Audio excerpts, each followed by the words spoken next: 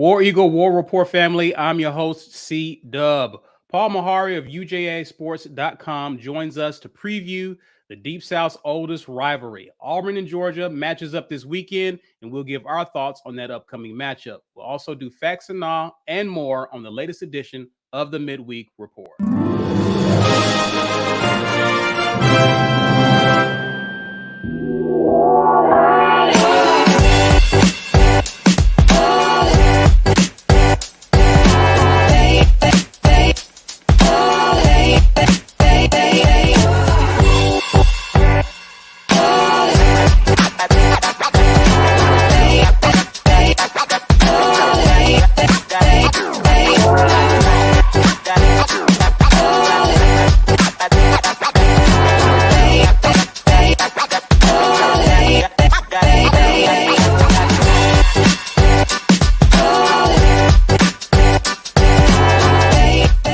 War Eagle, everyone. War Eagle, happy Wednesday, and welcome to the latest midweek report brought to you by show sponsor auburnsports.com.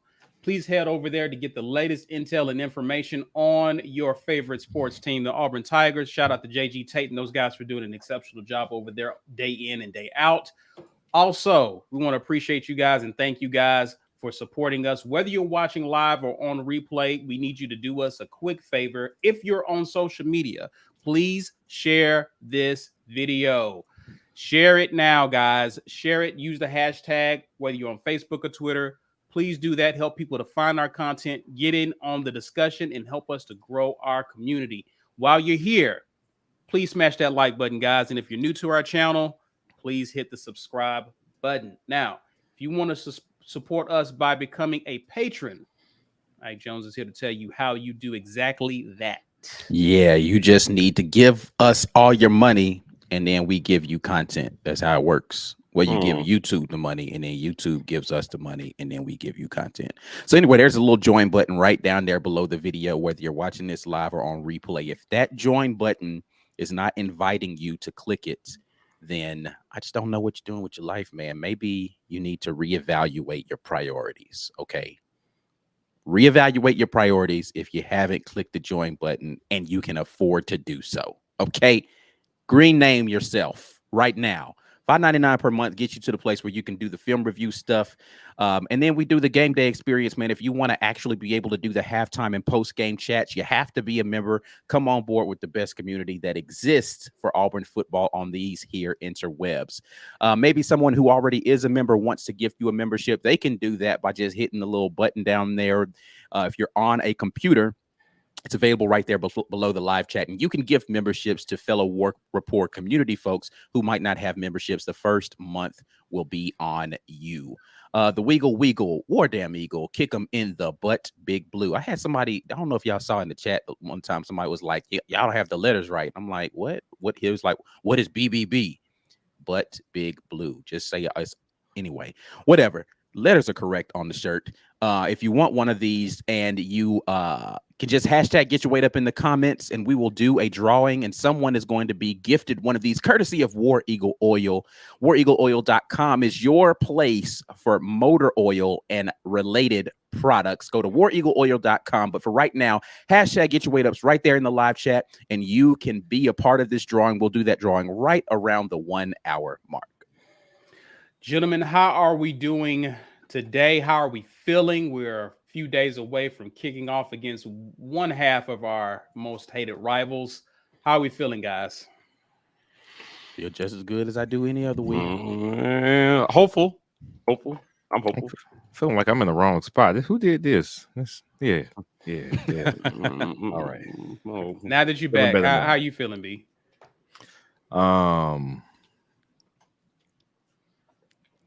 Yeah. Okay. All right.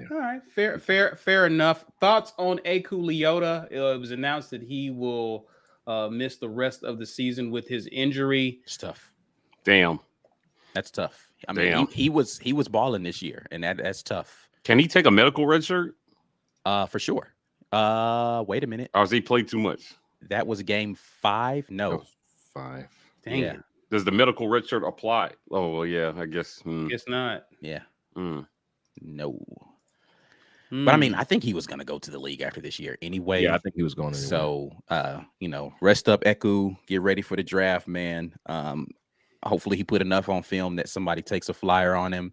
I definitely think he's talented enough to get out there and make some NFL offensive linemen feel his pain. So, yeah, man, I hate it. But I liked what I've seen from Marcus Bragg so far. Hopefully we can get the young boy, Dylan Brooks, in a position to play a little better. But definitely hurts to not have Eku out there.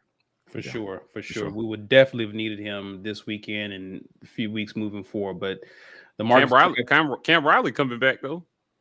Okay, that's good. Cam Riley's going to be on the field, they said. Okay. Good deal. Grab some super chats real quick before we get into our predictions. B Will's forehead says whole squad looking good tonight, but me, I'm looking mighty handsome. War Eagle fellas. War Eagle, back to you, B Will. First. Yeah. My guy, Imani Smoot. Auburn 31, Georgia 17. Forget Georgia. I'm not scared of them. Hey, you ain't got to be scared of them, bro. Yeah, that's right. You ain't got to. You ain't playing them, right? Hey, listen, man, there's no reason to be scared of Georgia. Like, I understand. We're going to talk about our game later. But I feel you, Imani. Let's go in there and talk all the talk you want to. Then get it in while you can. Yeah. All right. Deets, what in the wide world of sports was council thinking? Way to give them fuel. Thoughts on this, guy? I don't think they need any fuel. I don't think they're not plastering this in their locker room. If they needed that to fire them up, then I don't know what to say. Yeah, especially after the way they've been playing recently, they didn't need any more motivation.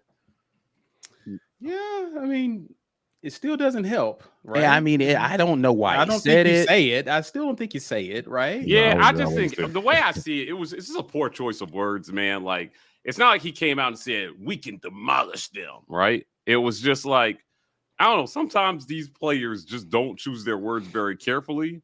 A word comes out, everybody takes it very literally, because when you're reading something, you don't always hear the context in which it was said. Yeah, the tone. And so I'm just like, this is much will be made of this because people need shit to write about. But like, I just don't think it changes anything. Auburn's not any more disadvantaged than they were before he said it. Right. Gotcha. Well, guys, let's get into these predictions. Before we do, let's kind of see where we have left off with our scorecard. Oof, rough week. Mike G has joined me in last place. 7-0 for Ike. Recount. What the hell? He got all of them? All right. What do you mean? I go 7-0. He is currently the leader, followed by B Will. Me and Mike are right behind. We're going to make up for it this week, though. I told y'all I was going to give you one back, and I knew it was going to be with my Arkansas pick. But knows your A&M pick. No, it was Arkansas. Like Arkansas was the one where he knew it was a very slight chance. He didn't think that Arkansas was going to go as bad. I mean, that the A&M and Mississippi State was going to go as bad as it went. Yeah, it was Arkansas versus Bama that I thought. Oh, you picked that game. Oh, yeah, that's right. You did pick that game. Yeah, no, this is the one that I gave back because I was just like, Bama's going to lose one this year. They don't go undefeated. That's not their thing. I just don't always get the right game, but it's going to be something inexplicable. Last year you thought it was going to be Ole Miss, and it was Florida. Texas A&M. Florida. I picked Florida last year. No, I'm talking about in the preseason. You had picked Ole Miss to beat them, and it ended up being Texas A&M. But then you picked Florida to beat them during the season. But no. It was both preseason on the segment we did with Funny Man. Did you pick both of them? I picked both of them because I thought that Bama would lose two. Okay. And they ended up only losing the one. But listen, they lost to Florida by two points.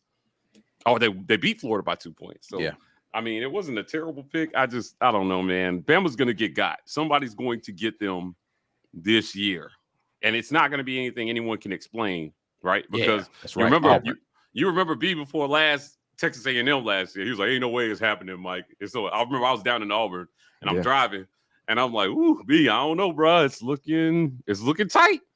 And then Calzada had the game of his life. So I'm expecting somebody to have the game of their life versus this Bama team this year.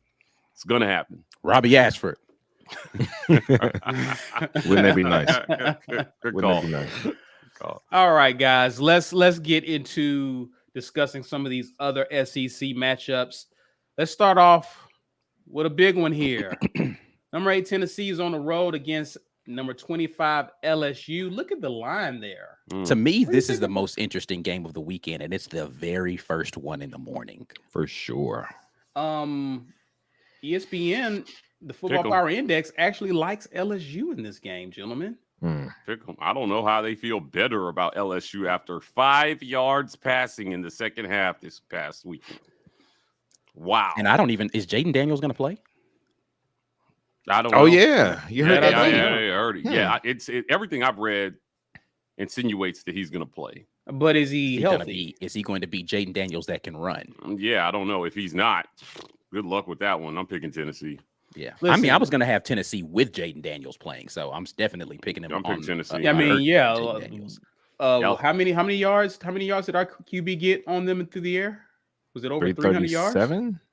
I think 337. 337. Hendon Hooker's like 70% passing. Hendon Hooker's going to have. Is he for real? Yeah.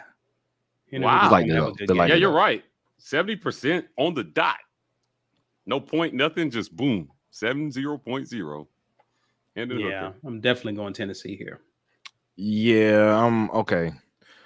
With the QB being maybe a question mark, I'm going Tennessee. But I will say I wasn't quite inspired by Tennessee's play against Pittsburgh on the road. I thought that they would dominate that game, and they didn't. And I can't say I watched every snap of it to see exactly what was failing them there. But Tennessee, to me, they look like the clear-cut third best team in the conference. I wouldn't be surprised if they snuck either Georgia or Alabama this year because neither one of those teams has looked just spotless. But LSU questionable with an already questionable offense. I'm going to go ahead and take Tennessee for now. I feel like they're going to let us down, but I'm going to take Tennessee. Yeah, I mean, there is a sneaking suspicion in the back of my head that Tennessee is going to let me down this week. But I'm still taking them. Tennessee. Okay. All right. All Tennessees across the board. Let's check the next game here. Another interesting matchup. Arkansas, who is now no longer ranked on the road at number 23, Mississippi State. The like in Mississippi State in this matchup. What do you guys say? Is KJ Jefferson back? I don't know what the answer to that does it matter? Bama, Arkansas took some. Yes, it matters. The scam is back. Yeah. Bama took some heat for a graphic. They posted with KJ laying on the ground. Yeah. That was kind of rough. Yeah. And I'm like, I mean, I'm gonna go Mississippi State. Okay. I mean, I am too. I don't think Arkansas. Yeah, you didn't. I don't think Arkansas's pass defense is ready for what Mississippi State's going to throw out there. That's exactly why I'm going Mississippi State here. Yeah, I mean, I think they have the best. I think they have the best quarterback in the conference, not named Young, and is Bryce Young healthy right now? I mean, I don't see Arkansas being able to stop the passing attack. Another quarterback that is above 70% on the season in completion percentage. Not looking good for the pass defense that Arkansas has been trotting out there lately. Mississippi State. Yeah, they're 3-2. Fire Sam Pittman, right? Of course. Throw out the rest of the season, right? I mean, listen, they're 3-2, and people were picking them to possibly win the SEC West. Give me a break, man. It's true. They were. Their expectations were a lot higher this season, and they have the same record as us. 1-2 in the SEC, 3-2 overall. Yeah, about to be 3-3. I think. Throw the whole program away.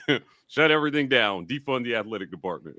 I mean, I do think that the coaching seat for Sam Pittman did get a little bit warmer because of the expectations that are down there, but they're not ready to light the torches and carry the pitchforks quite yet in Fayetteville. So I don't think it got warm. I think what they've seen from the Sam expectations Pittman from the season for one season versus what has Arkansas been able to expect ever from their football? I didn't say they were ready to fire him. I said his seat got warmer. His seat definitely started to warm up because now I mean, what was it? 9 wins last year.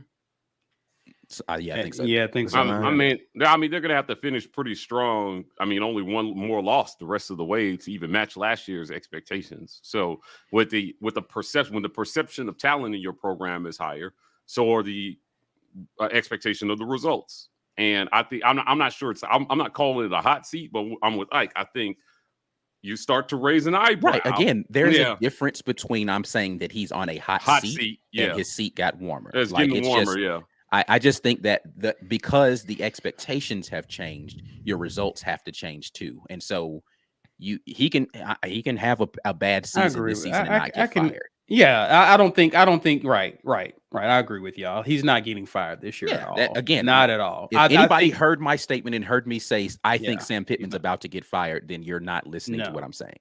Right. And that's not what I thought. What I think you're saying, of course. What I'm arguing is I think that Arkansas is a very unique position where, yes, they had a very good season, a great season for them last year, but they are still Arkansas. That doesn't matter. Do they know that? I disagree. Yeah, I disagree. That's not how they're looking at it. I was about to say, you're looking at it as someone who's viewing Arkansas. You're not. That's a fan Chad Morris. Just say Chad Morris to an Arkansas fan. This is the same thing that people think about Auburn, though. They think that we overrate ourselves and therefore we shouldn't be trying to get rid of coaches. You're looking at it through the lens of someone who's outside of that program and saying, but you're Arkansas. You should be happy with whatever you get. Right. And after last season, they're not looking like, at themselves that way. Yeah. And that's the curse of having some semblance of success in showing that you are actually trending in the right direction. When you regress, it does make things get a little tricky for you, especially if this is year 3 for Pittman. Right. But regression, here's my thing. And I'm not even arguing that he should be on the hot seat. Yeah. My point is regression in the SEC West after a 9-win season is likely for anyone not named Bama. Factual. Yeah. Right. Moving forward is not likely for anybody. Ask Ole Miss, ask Arkansas, ask anybody who won 8 or more games in our division last year. You're more likely to do the same, if not less, than you are to win more. I mean, I don't disagree with you. And part of that is why I think they're like, hey, listen, at least for the first time in a long time, we've got a competent coach, because we haven't been able to do that for 10, 15 years. Oh, well, let's see. We're cool with you. Let's see how the rest of this season plays out for them, though, before we judge how they feel about competency. Because I'm telling you, let them turn in a 6-win season somehow. Let them lose this game and then lose to us. Yep. And hear what I'm saying. Let's read some tea leaves then. Let's read the tea leaves then. That's fair. Yeah. That's fair. Y'all lost to Auburn. This is the worst Auburn team ever in the history of football. Yep. I'm telling you. All right, guys. Mizzou on the road at Florida. I know. Hey, listen, don't write off Mizzou, baby. This got a little more interesting to me, not because of how they played against Georgia, but how the defensive line is trending upwards. And I think they play the run a lot better than they do the pass. And I don't feel like Florida has a potent passing offense. They can throw the ball. It's not potent. Fair enough. Still picking Florida. Yeah, me too. I got ground to make up. Me too. Can't be going rogue this week. Wait. I'm in last place. Mike being a little conservative this week. Going with the spread this week. Do they cover? That's a great question. Does who cover? I don't know. If I'm betting the spread, I'm taking Mizzou. I'd probably take Mizzou to cover. Yeah, if I'm betting the spread, I'm taking Mizzou. I gotta check the injury report to be sure. But yeah. The only person who could potentially be out for them, I forgot. It's one of their wide receivers got hurt in the Georgia game. He came back in during the game, but I don't recall anybody else having any issues for Missouri. Florida, I don't keep up with them, so I only keep up with folks that we actually play in there during the season for real. So I got Florida in this one as well. So I think all 4 of them. Have we picked? I'm about to say, have we gone in a different direction for? I don't think we have yet. I don't think we're going to, honestly, this week. But continue. I don't know. This next one may create some separation. Number 9, Ole Miss at Vandy. Who's going for who got some first place votes in the East? I was actually, this is my first. Last week was the first time I actually watched Jackson Dart play. since Your he's Ole thoughts? Miss. Your thoughts? I mean, he's regular, right? Like he's regular. Lane Kiffin always seems to be able to get a little bit extra More regular out of regular. extra regular. Right. He's just a little. He's a step above regular. But this is gonna be regular old ass whipping. So Ole Miss. I don't see him doing I it. just I'm going I Ole Miss, can't yeah. go with Vandy in this game. I actually think Ole Miss's defense is much better this year. And so I'm gonna go Ole Miss on this one. Yeah, same. Ole Miss. All right, no surprises there. South Carolina goes on the road against number 13 Kentucky. That's an interesting line there as well. Don't do it. Just don't do it. Don't do what? Don't do it. Don't do what? Don't do it. See. What are we doing? I ain't smiling about it. Don't do it. Neither one of y'all do it. Don't do it. I'm not the one that does it, so I don't know what you're talking about. Yeah, I don't know what he's I'm conservative, Kentucky. No, that's not what we're talking about. That's not what B's talking about. Oh, South Carolina's quarterback has a name. oh, Obviously. that's right. That's right. A name that he was allowed to given say at it? birth. Yeah, are we A allowed to name say that he it? was given at birth. Yes, Spencer Rattler. Your mama knew who you was at birth. So All right, anyway, I'm we're not going gonna do Kentucky. it. You're not so Spencer ain't gonna redeem himself against Kentucky. Not gonna catch Kentucky. We slipping? got the number one draft pick versus the best quarterback to come out of high school in the last 10 years. In his own tier. Wow. Tier all by himself.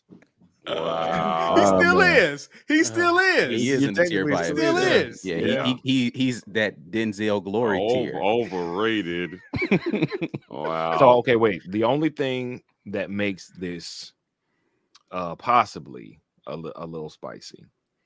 Teams coming off either a bye week before they play a team that was not on the bye. In this case, South Carolina plays South Carolina State, which is technically not a bye week, but that is a week to clean up some things, try some new things, and rest starters in your third, fourth quarter. If you had it like that, I think they won by like 40 points or something like that. They could have been getting ready for this one for a minute, especially in a season where they've already underperformed. And every game they play against a ranked opponent, they're going to be trying to get it all back in one swing. I would not be surprised. 3 turnovers. I mean, and again, it's not like Will Levis was out there trying to throw on Charles Woodson and Deion Sanders. He was just giving the ball up in some cases. And what was particularly interesting, that game against Ole Miss that Kentucky had last week, they were down in the red zone, and the commentators called it. They said Will Levis called for the snap too early, and they got a formation penalty or a motion penalty. And the following play was when they turned the ball over. Yep.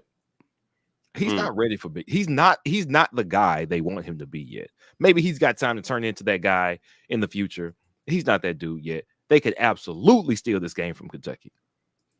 But I'm not calling it. I'm saying Kentucky wins this game. Because Spencer Rattler's not good. Yeah, I wouldn't. Again, if I'm betting the spread, I'm on the very edge with this one on the spread. Flip a coin about whether they cover or not. I think South Carolina. I could see a situation like these talking about where South Carolina covers, but Kentucky plays a sloppy game and wins. This is an interesting question by P. Pass. What's the over-under on interceptions that Rattler throws in this game? 2. You know what? The question is, do they try to rein him back in? You can't rein in the best quarterback in the last 10 years. You gotta let him go. Lowest. Yeah. I'd say over under 1.5. And 1.5. Yeah. Over the under. Yeah, 1.5. I'd say he's throwing at least one. At least one. He's good for that every time. 1.5 is good. 1.5. Yeah, for sure. Okay. Right. So we all going Kentucky on this one, I think. Yeah. All right. Be Will.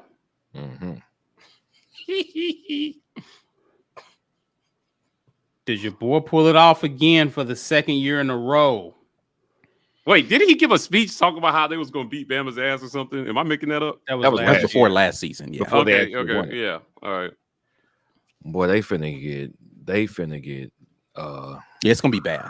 It's gonna be bad, man. It's at home They don't have their backup starting quarterback. They don't have their number one receiver. And they just went through this entire offseason of beef between those coaches. This might get epic. And Bama is starting their backup quarterback, and I still think they hang 40. Oh, Milroe's starting. Yeah. I still think they hang 40 on them. Yeah, man. It's gonna be bad. You don't think they want that back from last year? Yeah. This is a guaranteed. This is B Wheels. Put the star by it on the B Wheels. Ben with B Wheel this week, boy. This is the one. Yeah, sure. Yeah. Now, I thought they had a chance last year, but I will say I'm firmly in you guys' camp this year that this game is probably going to be a beatdown of epic proportions. And Jimbo and Saban have this little thing going on. They're trying to pretend like it's okay right now, but like lots of words have been exchanged. Sweet. Yeah, lots of words have been exchanged about recruiting classes and do you guys like each other? Are you okay? Yeah, we're fine. I don't have anything but respect for the guy. All right. I'm like, yo, so I am this is a comment by John Brandon. Nick has been back in a-hole mode too. Facts. That is a factual statement. He has been back. He is in a like I saw a clip of him the other day where he was just kind of like, every week we come here and every week you guys just expect me to just give you my game plan. You think I'm going to give you my game plan? I mean, he did everything but drop an F-bomb. It was funny. I don't know, like Saban, for the most part, I think he might actually... This comment wins right here from Lawrence. Right.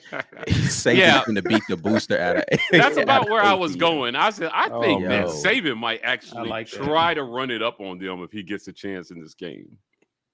I can see that. All right. Now, there's been lots of talk about this buyout, about Jimbo's buyout. I think it's at $85 million right now. It's gone down to $85 million. They owe him $85 million if they fire him. That is nuts to say that someone's buyout at the end. So at the end of 2022 season. So usually it changes in December for all these coaches. Okay. Yeah. So if they take him to the end of the season, which I don't think they wouldn't. They're gonna fire him mid-season now. Yeah, it would be $85 million. Wow, man. I mean, it's just a lot of money to pay for, again, 3-2 in the SEC. And somehow they're not talking about firing their coach either. Yeah. Okay. There's lots of lots different around here, bro. We can't compare ourselves to nobody. We different. Oh my God. It's different on the plains around here. Yeah, I'm going with the Crimson Tide. Yeah, I don't think that there is. Do they cover? They cover, right? They definitely cover. In which Texas A&M wins this game. I just don't. It's gonna be bad. Yeah. Even with if Max Johnson was starting, I still think that this would get ugly. Ugly, yeah. Will Anderson is gonna have a field day on this O-line for sure. Yeah, he's gonna feast. Yeah, he's gonna feast on these guys. So okay. All right. This has nothing to do with the SEC. Oh, I was like, what? Just curious. What you got? Just because I'm feeling really petty today. Former OC Bowl. I'm feeling really yeah. I didn't even know this was a thing. A couple of old Auburn beat writers were pumping this on Twitter. Like, oh, we're so blessed to have this. I'm so happy this is happening. And I was like, who is happy? I didn't even know it was happening. I just looked up and saw it. SMU at UCF. Wow. Rhett Lashley is leading right now 13-10 in the second quarter. What? That's nice. Right. I bet for that. This is the mid bowl. Oh my God. It's the AAC, man. They having the mid off for sure. Is SMU in the AAC? Yeah. They are? Okay. So it's a conference game. Yep. Interesting. Yeah. I don't care enough to pick it. I just want to get your thoughts on if Gus lost this one, how funny would it be? I don't know, man. Like, listen, if you're watching this game right now, you're losing. Like, go do something productive. There's a lot of people watching this. There's a lot of people watching this game. Go do something They productive. can't help themselves, man. It's Gus. They like him. They want to see him succeed. Lashley, former Auburn guy. They want to see him succeed. Yeah. John Rice Plumlee is 10 for 16 for 90 yards so far in this game. Good for him. Good for And him. they've Good for rushed him. 18 times for 55 yards Good for for him. 3.1 yard per rush average. How many All catches right. does Kobe have? Kobe Hudson. Somebody said he Yeah. got one. he Earlier. got Hey! two. He got two for 34 yards. Look at that, man. How are we ever going to replace that production and He wide got stats. receiver? He got stats, boy. He got on the stat sheet this week. I'm very happy for him. Congrats, man. Mm-hmm. Yeah. Second Anyway, round draft pick. we have a challenge. He's talented, though. I'm not even mad at Kobe. I just, Yeah. I'm not mad either, but it's that I'm other ready- guy that plays defensive line that I'm not happy with. Who played. is it? Ike's Ike's boy? Yeah, that's Oh, my that's boy. I got a boy. You already got a boy. Yeah. All right, time for a challenge. Ah, yeah. Welcome to another Jazzy Challenge. Now, I would save this for facts and all, but Jazzy Joe wants to challenge us and says, does Auburn get over 300 yards of offense against Georgia? This is a group answer. Correct answer for 300. Bonus, if Auburn pulls out the win, I will drop a stack. Woo! Let's go over. I'm going. wow. Hell yeah. Listen, last week I tried to tell y'all that we would get 400 yards versus LSU, and nobody wanted to listen to me. I said 400 yards. Did Take it to the we bank. have anything to go off of that would make us want to listen to that? That was Faith. right. Faith. That's what I say. That was nothing but a leap of faith, Mike. Yeah, acting like you didn't go to church 10 years ago. Yeah, Listen. listen. I lost faith the same time Biggie did, bro. No, not Biggie. What y'all think? I think, yeah. I mean, 300 yards of offense. Yeah, I could see it in this one. It might be an ugly looking 300 yards. But Oh man. again, it's just what they are going to do Saturday. I'm going to stress to everybody again, even different from what you saw this past Saturday, is not on tape. It better be. It's not on tape. Right, So 'cause if it you're is- basing your prediction on the first 3 weeks of the season or even last week, you are sadly mistaken. They're going to do some different things here and pull out all the stops against Georgia to try to mix it up. So I'm going to go with yes. Wide receiver reverse throws stop. Yeah. So I'm going to go facts on this one. I think they get 300. What do you guys think? I mean, we have to come to a consensus answer. I don't see any reason why we shouldn't be able to do that. But I mean, as good as Georgia's defense is, I think we can get 300 yards. Sure, why not? I could definitely see how we wouldn't get it, but I'm gonna trust you guys. All right. For reference, Missouri put up 294.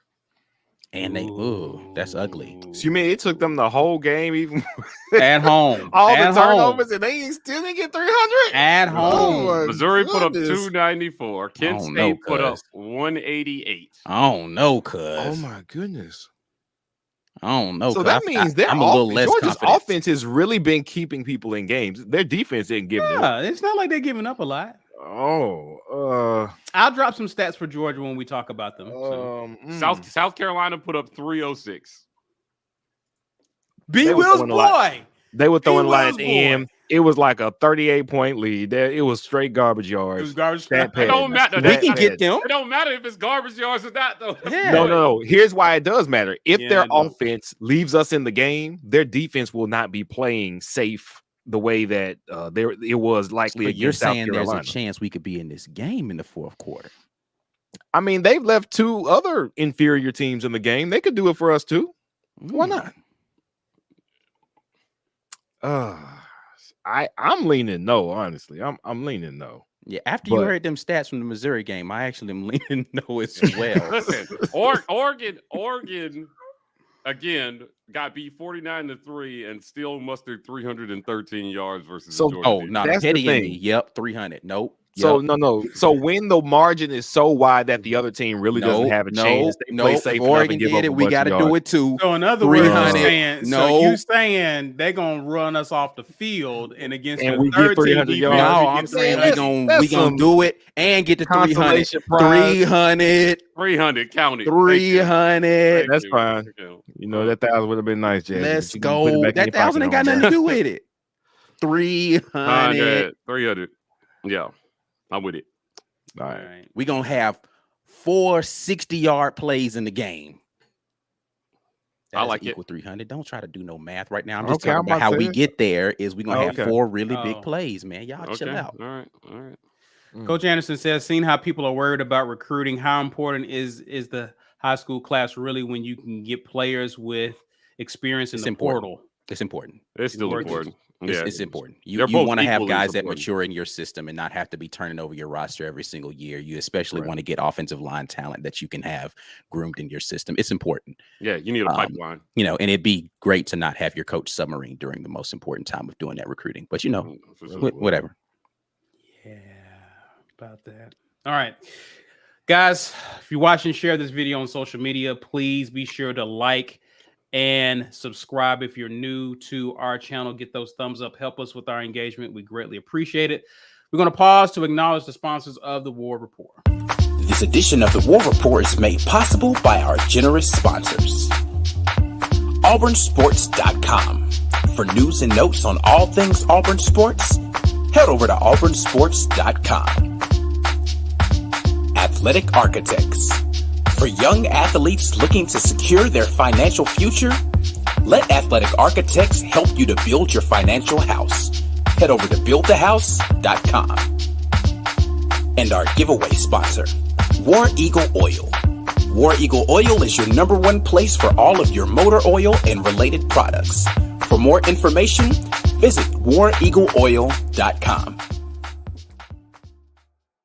Thanks, as always, to the sponsors of the War Report. If you want to come on board and help us get to our goal of world domination, $5.99 at a time, then you can become a member of the War Report. All you have to do is click that little join button right down below, and you get access to all of that wonderful film content when we go and rewatch the games, and we either cry together or celebrate together on Mondays as we rewatch games and go play-by-play, in-depth stuff, man. If you haven't been watching the film with me lately, man, I'm taking it to the next level. We're talking concepts. We're doing a bunch of stuff in this Watch the Film session coming up now, man. So $5.99 is what's going to get you to that place. If you're not a member, then somebody may want to gift you a membership. So if you're a member and you want to gift it to someone else, just hit the little gift box button down there. Select how many memberships you want to give away.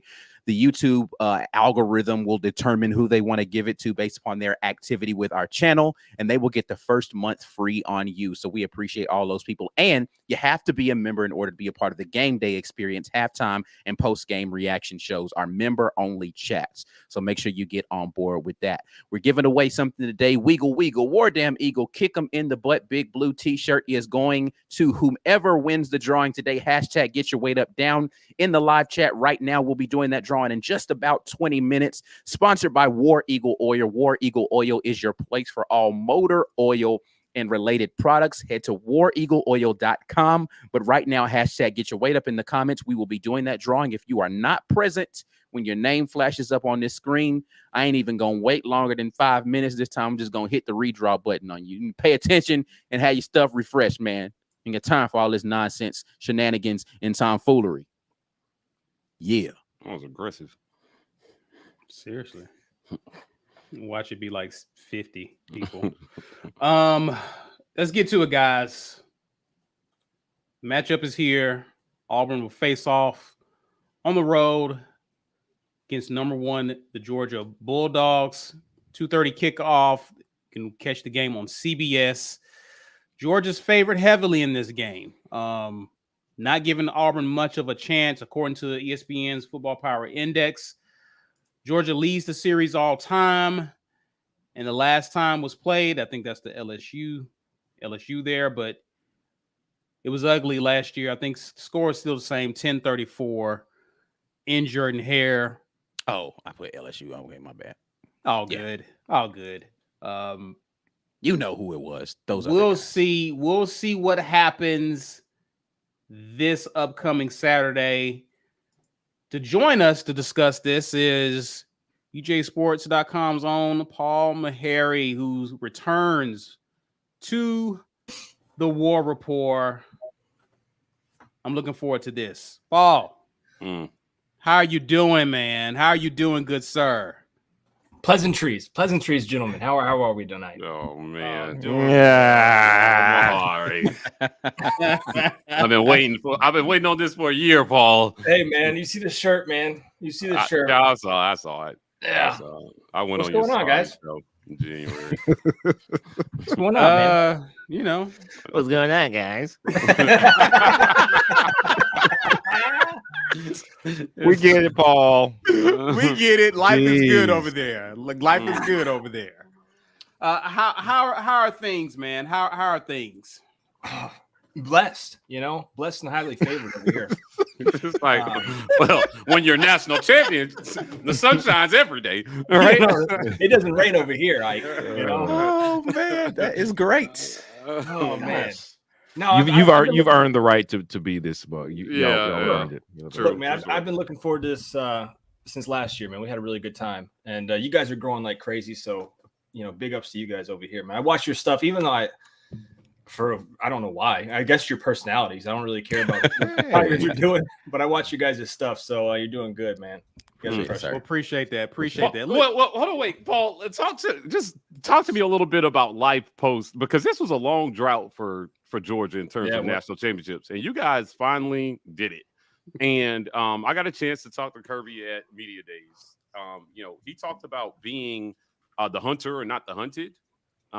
He put the full weight of his support behind Stetson Bennett and said, hey, this is our guy. He's earned the right to not look over his shoulder, and we have faith in the guys behind him, but Stetson's the guy. What kind of shift in the fan base happens after you win a national title once you finally get that monkey off your back? You would think everybody's like happy, right? And they're like, yeah, nah, man, it's still the same Georgia fans. Last week they wanted a different quarterback, so it only took one game against Missouri for your, walk-on national champion quarterback, this power story that ESPN would love to have as a, 30 for 30. You want him gone, after playing Missouri in 1 week. So, it's one of those things where the fan base, it's getting close to realizing, hey, we could be here every year, right? But at the same time, they still have that pessimism about them, like from the Larry Munson years, where something was always going to mess up. Mark Richt. There was always going to be a game where Mark Richt slipped up. There was always going to be a game where Jim Donnan slipped up, a couple of games. But, you go through that and you're like, all right, well, where's Kirby going to mess up now? And you haven't really seen it. You got really close to seeing it last week. But talent prevailed. Jimmy St. Joe's prevailed. But at the same time, it's like one of those things where you look at it and you go, I don't know if Georgia fans will, even if they won again this year, I don't know if they would be content. And it's one of those things where I think it's just the pessimism inside of them that still gets them. Yeah, years of angst is not easy to get rid of. You feel your pain, man. Yeah, man. It's one of those things. It's just like our show last week. We do a post game overreaction show. We call it the POS. And we get wild on there. We were up till 2:30, 3 a.m. last week, and folks were calling for this guy's head and for him to get off the field. And we're talking about 5-star guys.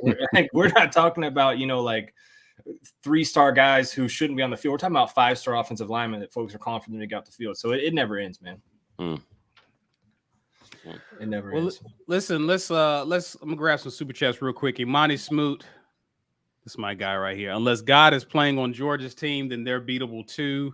The question should be, will they get 300 yards on us? Robbie, the most explosive player in this game. My guy, Imani Smoot. Yeah. This is Robbie's the most explosive person in this game. That's an interesting take. That's an interesting Most take. explosive quarterback. He's sure. certainly one of the most athletic people in this game. For 100%. Bro, I say Bowers is on the field, bro. I don't know. That dude kind of freaky, bro. Yeah, he's one of the Robbie is undoubtedly one of top, them. Yeah, one of the most athletic people in. No, he said Robbie's the most, not one of the most. He said the. I'm saying what Mike said. That's what. Mike said. Okay. I'm saying he's definitely one of the most athletic guys. Yeah, for sure. Times. He's one of them.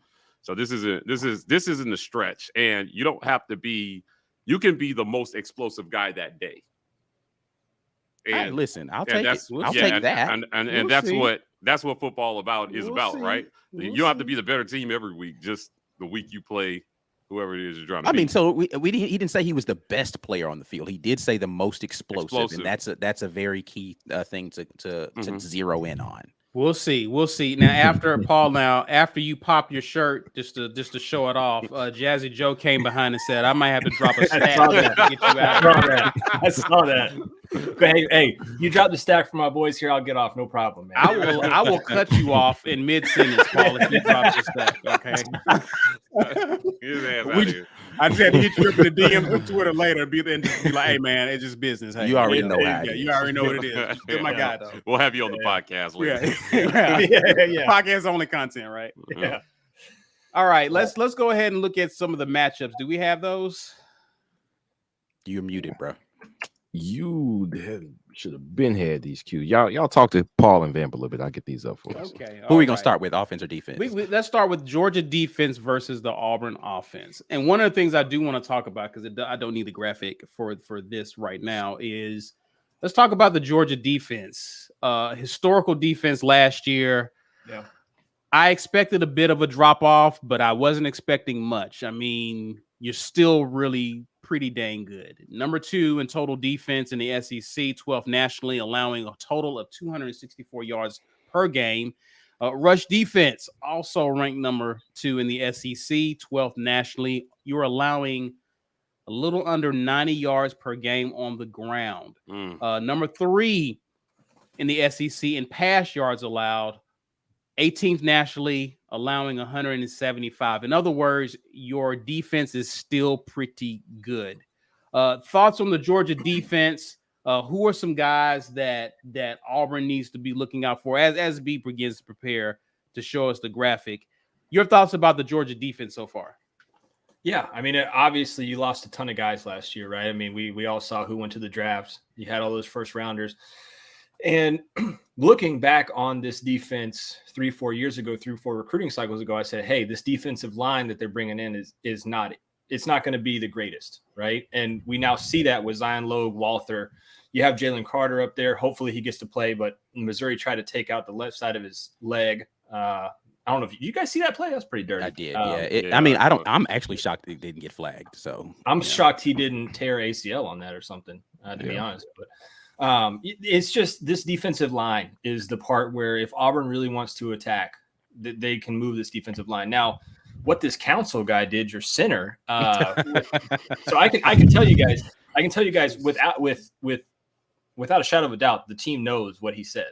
Of course. I know this like for sure. It is in the locker room.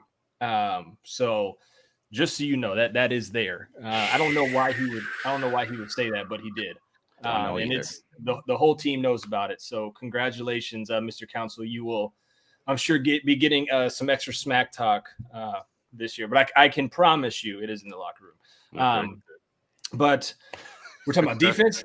Yeah, Malachi Starks. I check it's like RIP. Is Carter is he playing?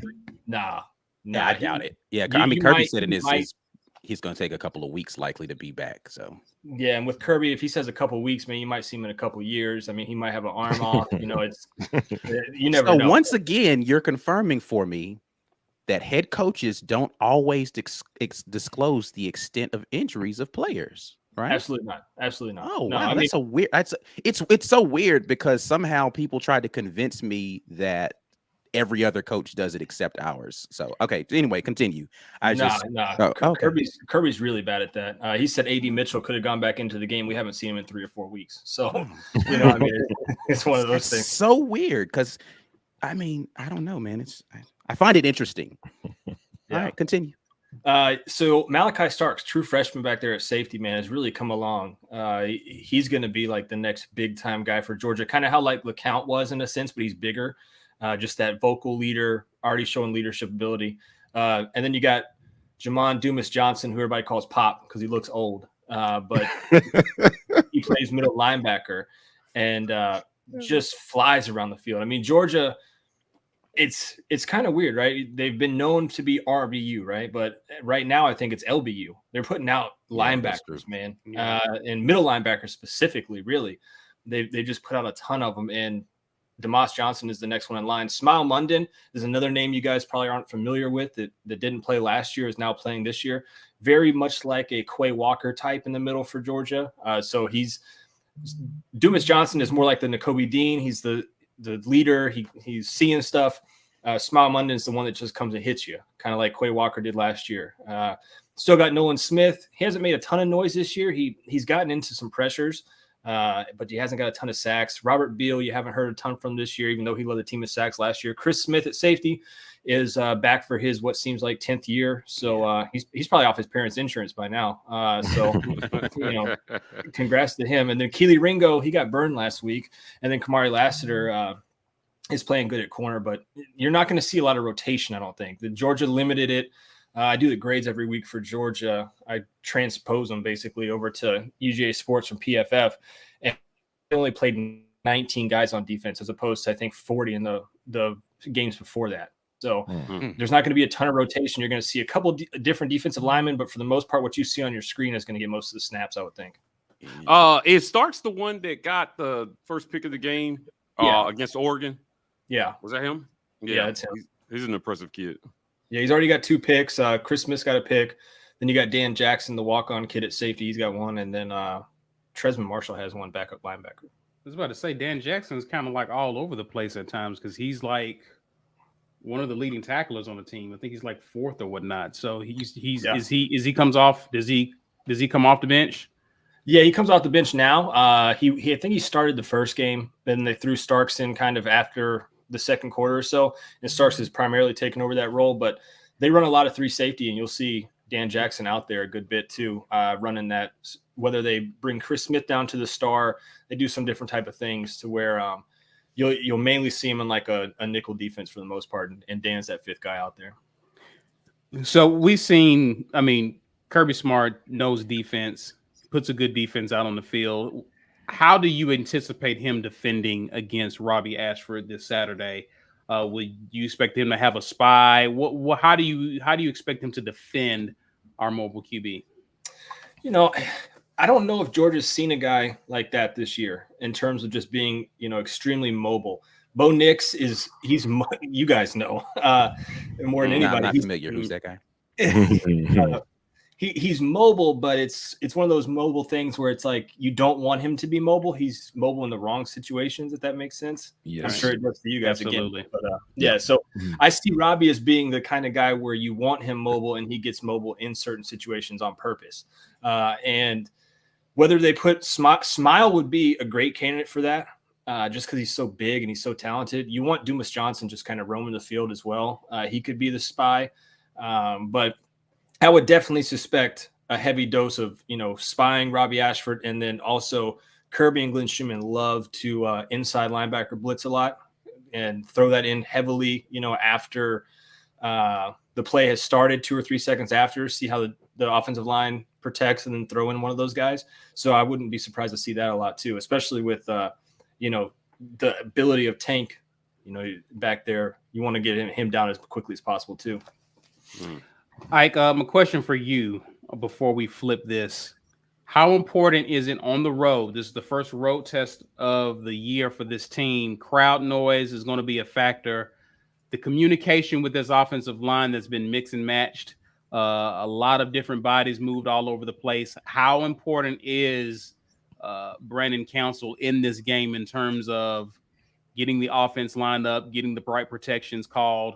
How critical is this going to be? Yeah, he is the key to all of this. I think what Auburn, I don't know what they're going to do, but what I would try to do is try to go tempo so that you don't have to do a lot of huddle up, try to call the play, change at the line of scrimmage. I would just say, hey, we're gonna run pace, and we're just gonna try to, especially now hearing Paul say that they're not in the habit of subbing a lot. Keep those guys on the field and keep your foot on the gas, and hopefully you wear them down over time. So the communication is not going to be as big a deal because you're going to make a lot of sight reads. But that is where Brandon Council's got to be on his game, and he has to understand down in distance what the call is going to be, communicating that out. Robbie Ashford's going to have to take command and really have a firm understanding of what they're attempting to do to make sure that he's on the same page as well with all that. But I think tempo is going to be. Can I add one thing to that too? Yeah, absolutely. So Georgia will rotate their defensive linemen if given the chance. They love to take 3 off and put 3 on. I mean, it is their go-to. To piggyback off what you said, with Council being that center, you got to be able to move the ball and keep those 3 guys on because they're so used to coming off after every 2-3 plays. If you keep them on there for 4 or 5, that's where you can kind of really gash Georgia. You haven't seen it done a lot. Mizzou tried to do it a little bit last week, but it wasn't done correctly. If you're able to just keep that ball moving, that's where you can get Georgia in a vulnerable spot. Yeah, let me I don't know why we put Shedrick Jackson out here at the Z. Camden Brown is the guy you're going to see this weekend. I mean, they didn't put anything out that said who was going to be starting. So yeah. I mean, listen, these young guys that played well versus LSU are all going to get on the field quite a bit. So I'll be interested to see again. Paul, you mentioned that it was essentially Jimmy's and Joe's the other week, right? Yeah. Because of the way that they played. And that's always going to be Georgia's advantage here moving forward. Brian talks about a lot. Kirby and Saban recruit so well. They don't have to maybe be the best on paper because you have a guy like Starks who's just going to show up and make some crazy, amazing play. But the version of this offense that these guys are going to run this weekend is going to require a lot more discipline from Georgia on the back end of the defense. And, moving Robbie Ashford around again, it's going to be less of a the first 3 seconds of the play that Georgia is so well at covering is not going to be their problem. It's when Robbie Ashford extends the play and these guys are running around and they found a certain chemistry on the back end where they know where this quarterback wants them to be, and he's showing an ability to be able to get the ball to them in those spots, in a position for them to be able to at least attempt to make a play. So they showed a little bit of it. I expect Georgia to, again, play a little center field, and for Robbie Ashford to have to hit more of those passes underneath. He threw like 9 balls, 20 or more yards, and completed like 6 of them on Saturday or something. Or maybe it was 6 for 8, but it was some crazy number. I don't think he's going to be able to do that versus this defense. I think some of those passes are going to have to come up short in that intermediate range, 10 to 20 yards. And those require a little bit more accuracy. That is going to be the test of whether this Auburn offense can get 300 yards on Georgia or not, right, and stay in this game. So the intermediate throws is what I'm looking at here. Koy Moore, again, he got out wrestled for that 1 interception, but, he made some other impressive catches during that game. Camden Brown high-pointed a football. Omari Kelly had an amazing concentration catch, right? So these guys are starting maybe to find side. This is a tough test defensively. So if anybody's hearing that Auburn's going to have the most awesome offensive game ever versus Georgia, that's not what I'm saying. But there will be some spots, and I do think that these guys have a chance to maybe – take advantage of some things early, and then hopefully defensively they can just hold on for dear life in the second half. Better hope. Shut up, Paul. Shut up, Paul. You're muted, Caesar. Before we flip this, let's go ahead and get to our drawing. We're giving away a T-shirt. Wiggle War Damn Eagle, kick him in the butt, big blue. Hey, brought to you by War Eagle Oil. You already know what to do. Hashtag get your weight up in the comments to enter to win. And as I said earlier, I ain't waiting for you anymore. We got things to do, man. We can't sit around and wait to see if y'all want to put a hashtag in this here chat. What was that again? The shirt? It's it's an Auburn chant. It's an Auburn chant. Yeah. Okay. Rick, I thought y'all made that up. No. That's a little wild. Okay. Rick, what's up, man? Rick, let us know if you are here. We greatly appreciate you. Austin Berryhill says, how many 4th downs do you think we go for Saturday against Georgia? All of them. No punts. No punts. We're playing NCAA 2022 video game. No punts. Wait, so who's kicking? That's the question. Same kicker, all of them. Oh, talking about field goals. Yeah. For us. Yeah. Well, I mean, listen, at the end of the day, I think this is Harsin again, we have things to talk about. I mean, we don't have a special teams chart, but we have things to talk about again concerning Anders Carlson. Now, Harsin was asked about Carlson, right? Was he not? He was, yeah. During the presser on Monday. I know you were there. And he expressed faith in Carlson, but slyly said, but we got to make kicks. So I'll be interested to see if they get the legacy McPherson out there to take over some of these longer kicks, man, because I'll tell you what, if they have any shot at beating Georgia, you're going to have to nail a ton of field goals the way Missouri did. Yeah, I was about to say Missouri. What allowed Missouri to keep the lead so long was they did well in the kicking game. Yeah, the same dude who blew the game versus Auburn on essentially what was an extra point, nailed 250-plus yarders against Georgia to even give them a chance at the end of that. So, like, that kid's no joke. Yeah, well, he was during our game, which we're thankful for. He's not. Yeah, he's no joke anymore now. Yeah, there was a lot of jokes a week ago. Yeah. Apparently, I mean, y'all could have been 2-3 with the quickness. I mean, should have been 2-3. Probably we could have been 4-1. So your mom could have been 2-3 too, Paul. I ain't bringing that up.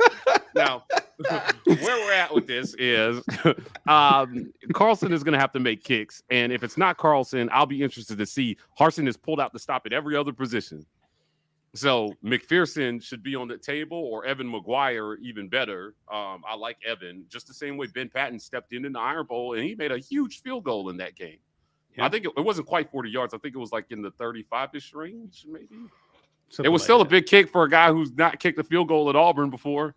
Right. So get the backup off the bench, man, and just nobody should be safe. I don't give a damn about a Carlson in this one. I was gonna say, is this y'all's third Carlson or second Carlson? This is our second, yeah. Okay. The other one is doing pretty well in the NFL right now, but boy, he needs to give his brother some pep talks. Hey man, your chat's going real disrespectful on that 2-3 thing about my mom. I'm just gonna let that slide, Mike. You say it again. You say it again, Mike. We are gonna have you get one for free. DM beef. I'll come on your show so you can correct me there on your turn. Yeah. John Brandon says, "Counsel, you big dummy," in Red Fox or Fred Sanford. Oh man, nice old. Rick says he gone. So Rick, what we want you to do, if you haven't done it already, good sir. Congrats, by the way. You need to email us business@thewar.report. We need your physical address and shirt size. Congratulations, good sir. Let's get back to it. Imani Smoot back with the positivity again. Road to the national championship restarts with Georgia's head. I love the positivity. Oh, I love this. No, you let them cook. Okay. Gay Man says, is the Auburn Georgia game still going to be played every year when Texas and OU join the conference? I personally wouldn't mind if it isn't. Mm-hmm. I'll say this. Our guy, Big Game Boomer. Well, I don't know if he's our guy. My guy, Big Game Boomer. He put out definitely your boy. Yeah, he put out a really stupid tweet. Yeah, he put out a dumb tweet about this game, essentially saying, like, it's Auburn's fault that this game isn't played in November anymore. I saw that. Yeah, and I was just like, come on, man. Like, we've explained this to you, I think, every single year since the beginning of football, right? Like, or since the change, that it was about the SEC changing the schedule up so that we didn't have Auburn. We wanted the game alternating, either Georgia at home or Bama at home. That's the way it was forever. And they decided they were going to give us 2 road games or 2 home games. And they asked Sankey for the alternating, and he just moved the game up to the middle of the season. That's the best they were going to get. And if you got to play both of these on the road, I gotta say I am in favor of playing this game in October and not in November. If it's going to be both of those guys on the road, right. So like, I mean, Texas and Oklahoma isn't in November. There's plenty of rivalry games in the. But I'm just saying he's Big Game Boomer. If we're going to talk, I'm going to talk about his rivalry that's not in November. The Red River rivalry or whatever the hell that shit is. Listen, this game, it to me, it always felt better in November, certainly. But I kind of like the idea of the mid-season stakes. Now, Auburn hasn't been holding up their end of the bargain since this change happened, right? So it hasn't been much of a, you know what I mean, right. SEC changing matchup. But I do like it. I do like this game in October, actually. As long as we continue to play it, when they bring the pods in, right? I hope they put Oklahoma and Bama back to back on their schedule at the end of the season so Boomer can complain about it. We got to play Saban and Kirby back to back games. We just got here. They already treating us like this. All right, guys, listen, let's get back to it. Let's talk about our defense versus Georgia's offense. Now, Paul, I know a lot to be happy about, but Auburn can't really talk because we've been giving the ball away a lot, but Georgia has actually turned the ball over 5 times in the past 2 games, which is a big reason why these games have been pretty close. Mm-hmm. Yep. What's going on with your boy Lad? What's been the story? What's been the happening with story? your boy Lad?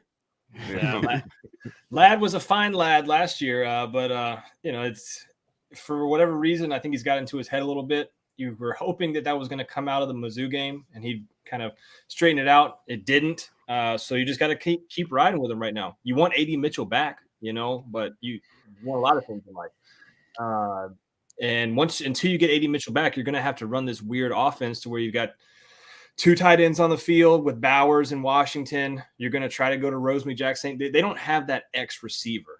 And what I mean by that is a George Pickens, anybody like that with AD not being on the field. So, you're trying to find that next best man. And they look to Lad for that. And just, he stumbled a couple of times. But at the same time, he played some really good football last year as a true freshman, and they relied on him heavily in a lot of situations. So I wouldn't give up on him just yet. But what Georgia does with Washington and Bowers out there is just absolutely crazy, man. It's something to behold. Watching those 2 guys on the field at the same time, pulling in front of McIntosh or Milton or Edwards or whoever, they just do a tremendous job, man. And a lot to be said about Todd Monken. His name's getting floated around for head coaching jobs. It seems like every one that comes up has Monken as one of the lead candidates, and rightfully so. I mean, his offense is really clicking on a level that you wouldn't think with a guy like Stetson Bennett at quarterback. And you look at it, there's not really that wide receiver that can blow the doors off anybody. Stetson Bennett is throwing the ball a lot over the first 5 games of the season compared to last year. Is that just more faith in him as a quarterback? Mm-hmm. I mean, he had 31 passes. I mean, he had a game with like less than 13 passes or something last year that you guys won.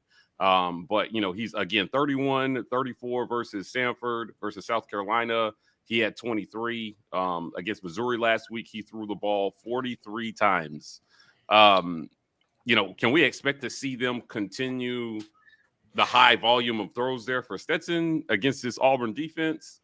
This has been a defense that, I mean, I don't know. I feel like they're kind of mid. They've been mid, but the pass rush has been improving. And DJ James and Keontae Scott have emerged as really good defensive backs in this league. Are we expecting them to air it out? Yeah, until they can get this running game figured out and see who the primary running back is going to be. They relied on Dejon Edwards to close them out last week against Mizzou and get them down the field. That little 5-minute offense in the fourth. I'm curious to see who they're going to rely on moving forward. Is it Kendall Milton? Is it Kenny Mack? Is it Dejon Edwards? There's a lot of guys that can play that running back position, but nobody's really stepped up yet. So I'm just curious to see who's going to do that. And yeah, I would agree. Stetson's probably going to air the ball out quite a good bit, just because that's what they're having to rely on right now.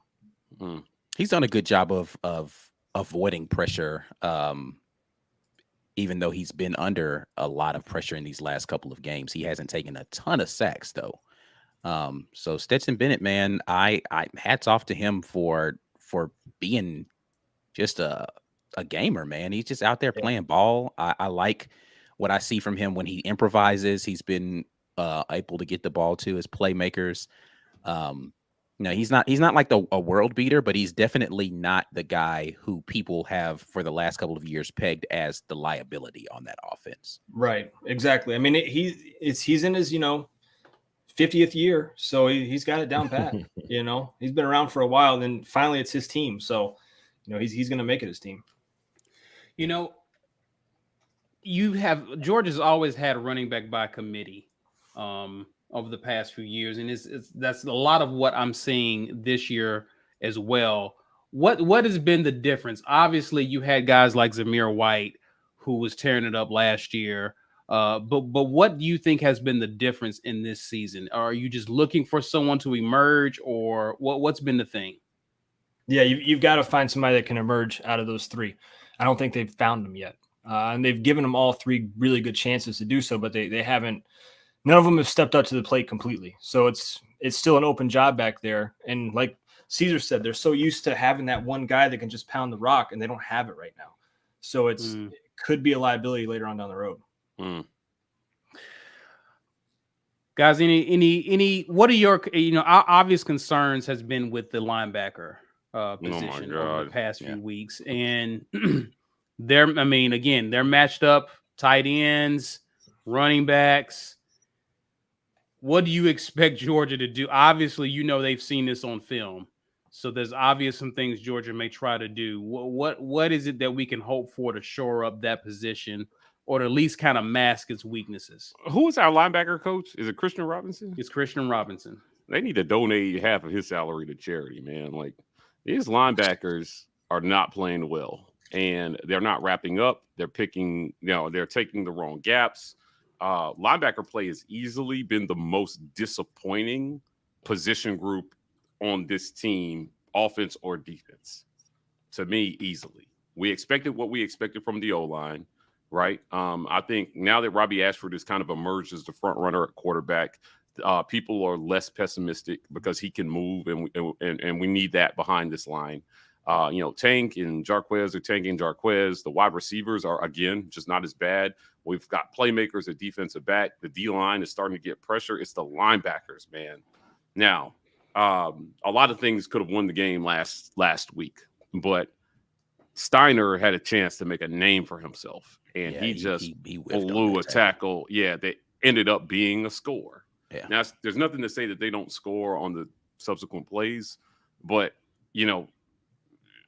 those are the ones you look back on and you're just like, you had them, man. You had a guy dead to rights. And you for just a loss too, not just a tackle, but he had a tackle for a loss that he just whiffed on.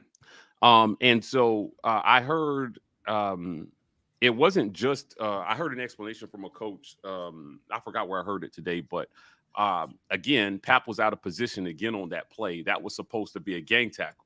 He was supposed to be there to make the play as well, too, they were saying. And he just wasn't. He went up the wrong gap, and he just wasn't anywhere around to help Steiner. And again, in a game that you lose by one score is just really, really disappointing. So it's linebacker play worries me here. If our defensive ends can't shut down some of that stuff before things get to the second level. So I think that Stetson Bennett is an underrated athlete outside of the pocket, operating outside of the pocket.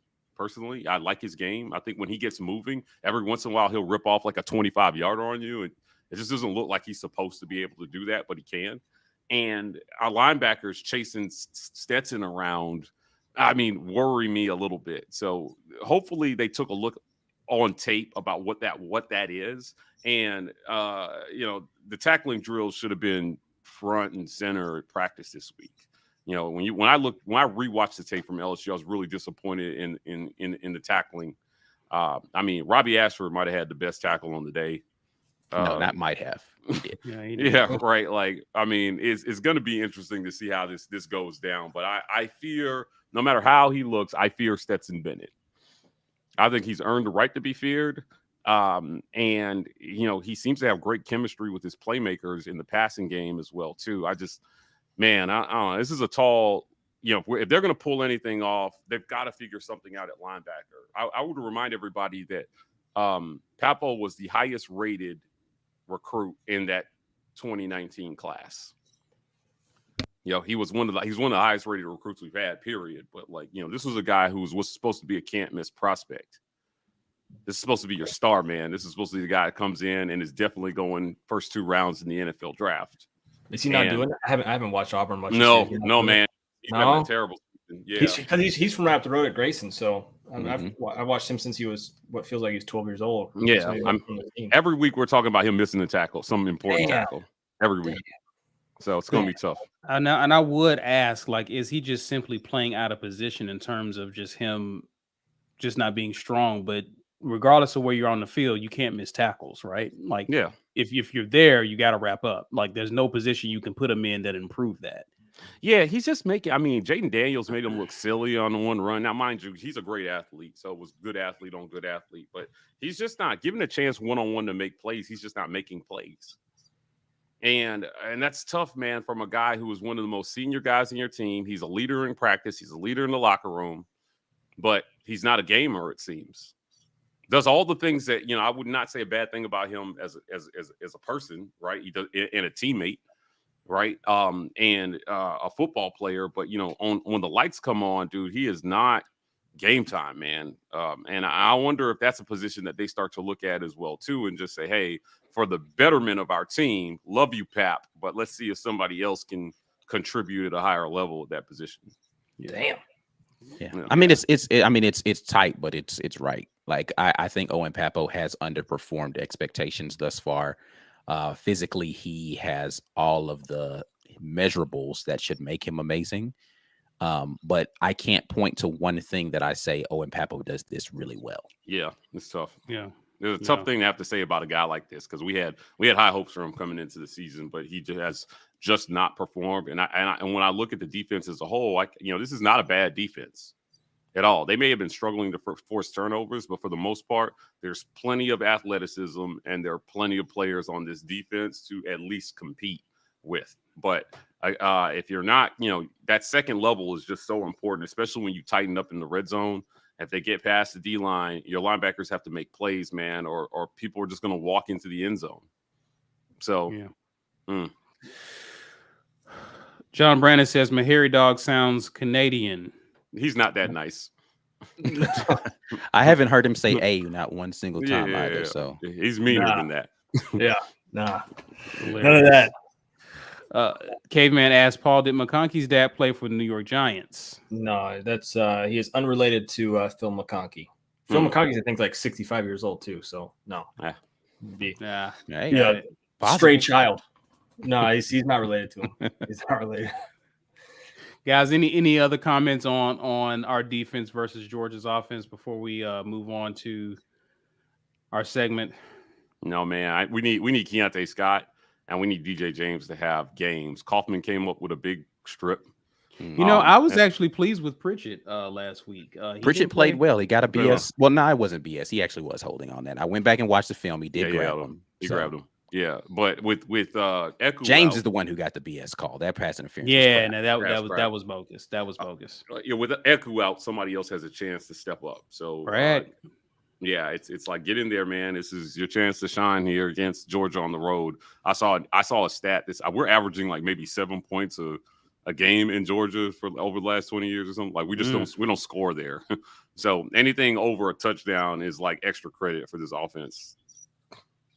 Wow, Owen's overall PFF grade 52.1. Third lowest. Listen, man, we don't tell no lies about our guys. Yeah, man. Listen, he's barely a football player at this point. It's by the numbers. I think of course that's below average, but it's even more disappointing because of the measurables. Like he runs well, he's strong, he's just not in position, and he's not tackling when he gets there. He had the big highlight hit where against Penn State early in that game, but then the rest of the game, there's nothing, right? Nothing. And most of that was, he happened to be in the right place at the right time with somebody else getting there first, right? So it just, I want so badly for him to play well. When he blitzes, he does fairly well. He's fairly good at blitzing, and so they may use him to do some of that linebacker stunt blitz stuff to come up the A gap, but Is he getting drafted right now?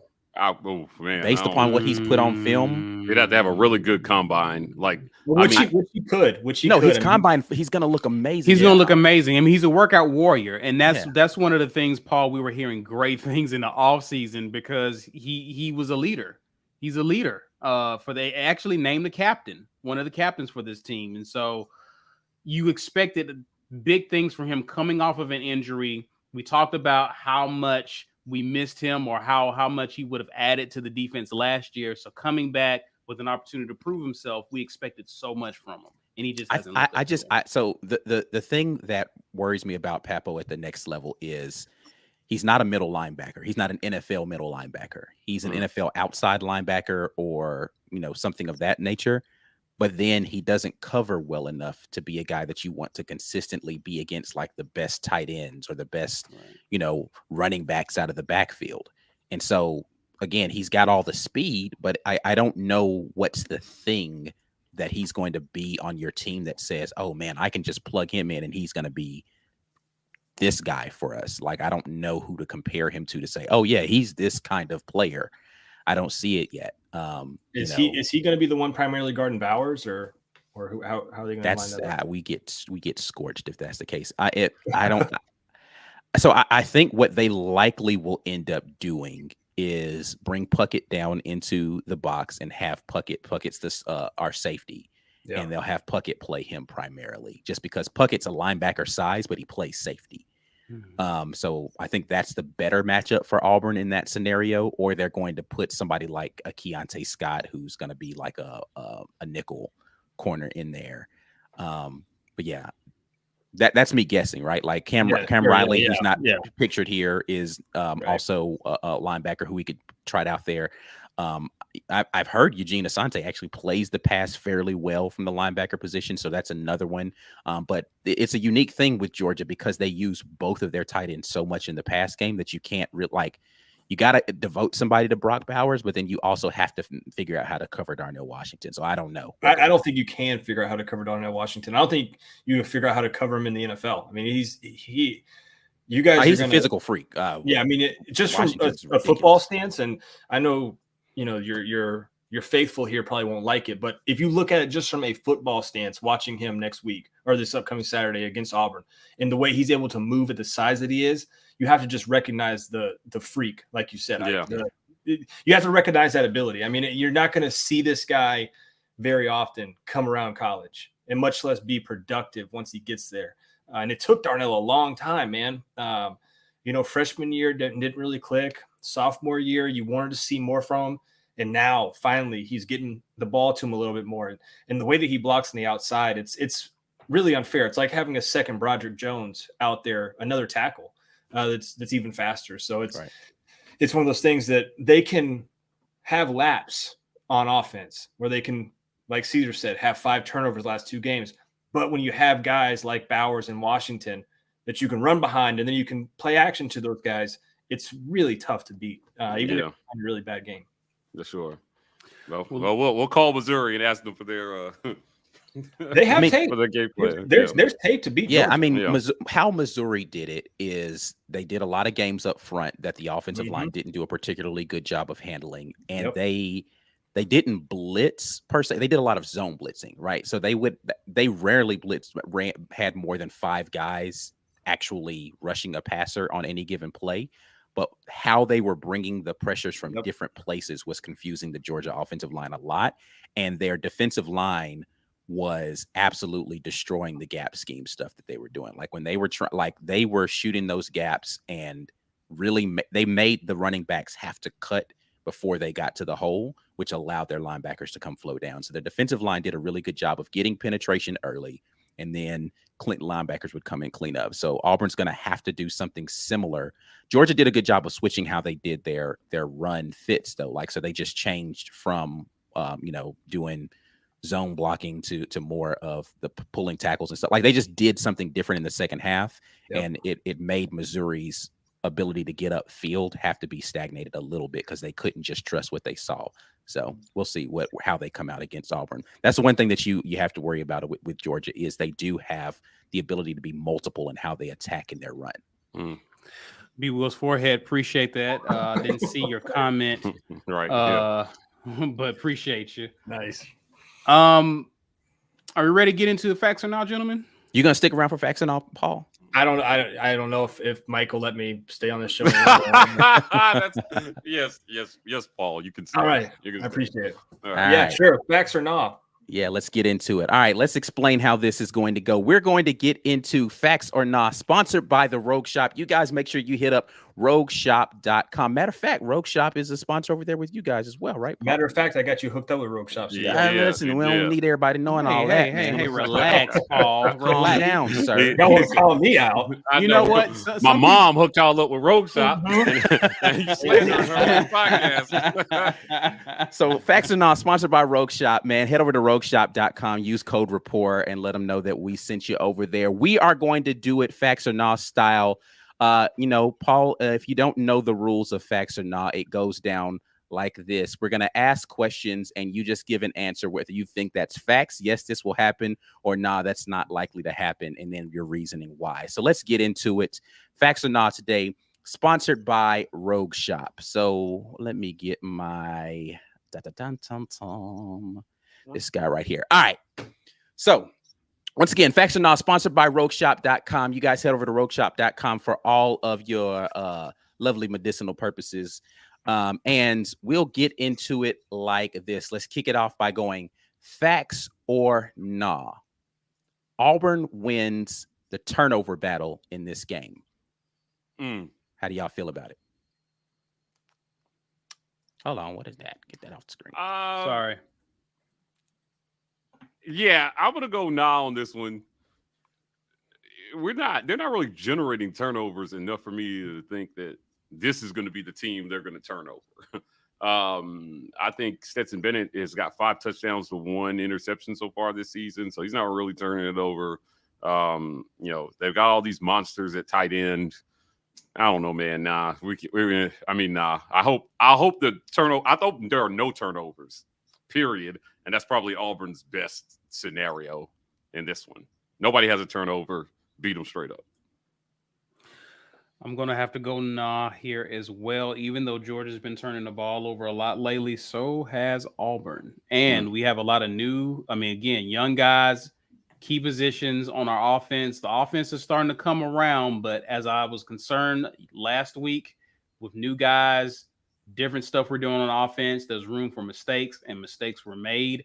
I'm not saying that we turned the ball over 4 times this weekend like we did last, but I don't expect us to actually win the turnover battle. Again, to Mike G's point, we're not turning a lot of people over a lot, and we're giving the ball away. That's just a bad recipe to even argue that we can win the turnover battle, especially on the road.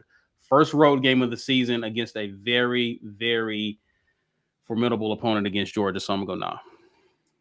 This is y'all's first road game? That's crazy. I'm going to go nah as well. I think that Georgia cleans it up. I think the Russian attack gets going and doesn't have to rely on Stetson so heavily, which, helps lessen that turnover load.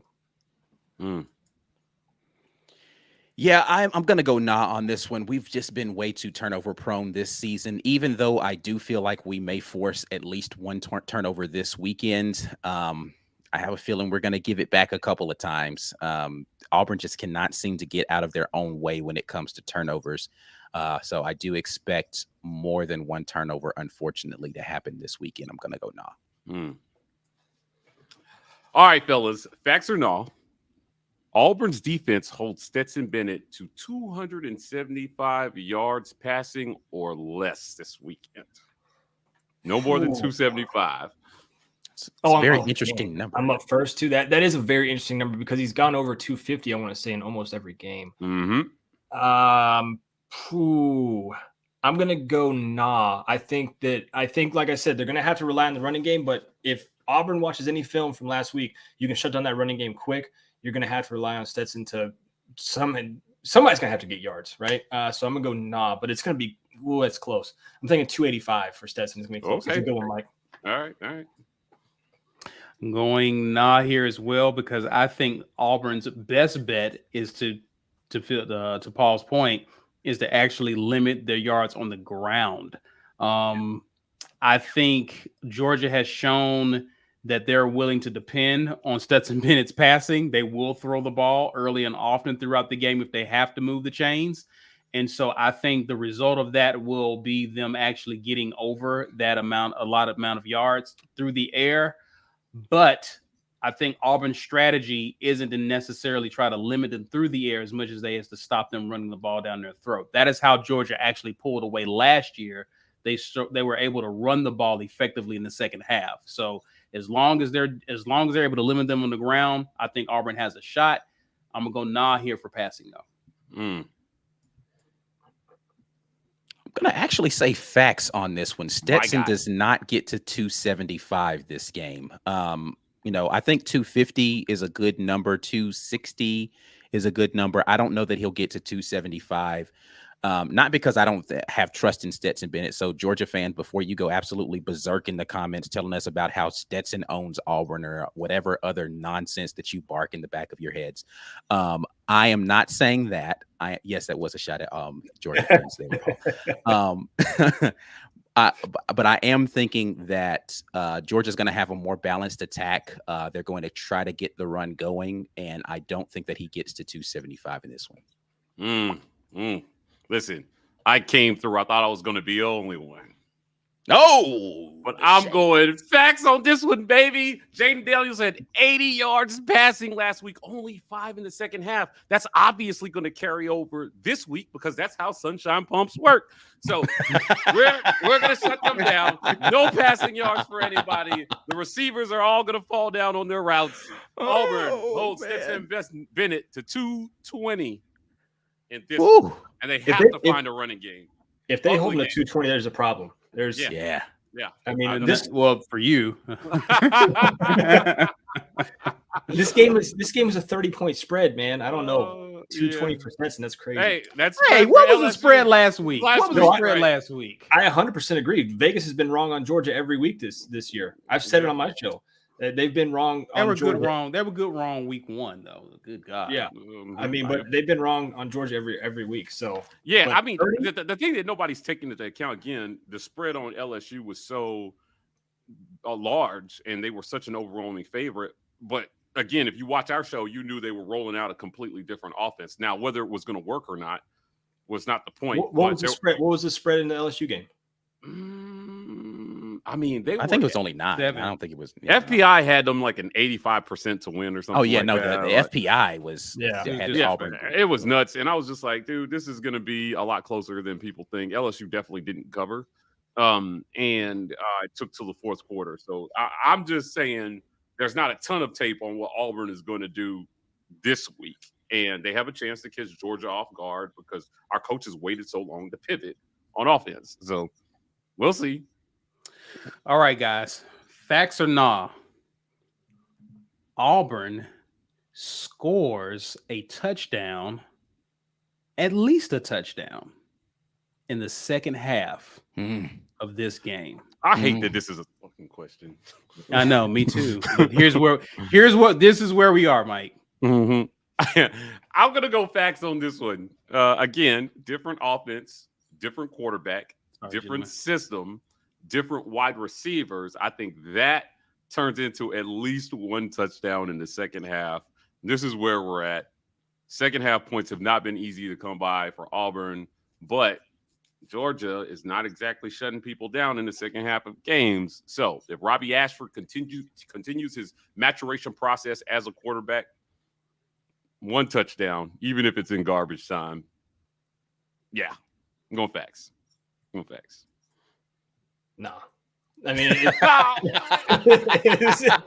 it's like there's 3 things you can count on in life, like death, taxes, and Auburn not scoring in the second half, fourth quarter, especially. That's accurate.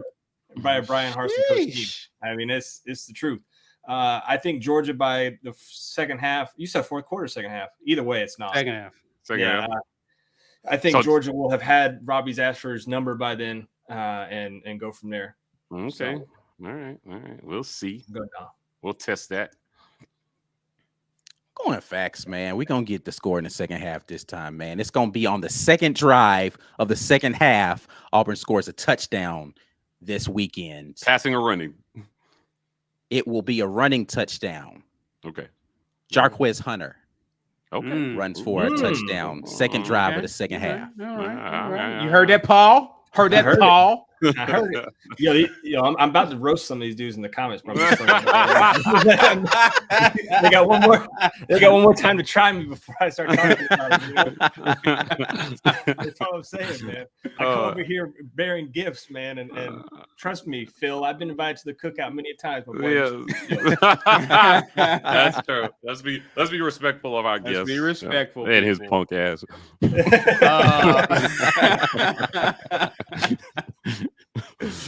I'm gonna have to go facts here, gentlemen. Auburn have to start scoring in the second half, and I think they get it done this game. It starts this game. They will address that. I know this has been a big bugaboo for the offense, but I definitely see it coming. This game, we definitely get a touchdown, and it's not again in garbage minutes either. It's not because the game is out of hand. It's actually because Auburn is in the game, making a difference. So I'm going facts.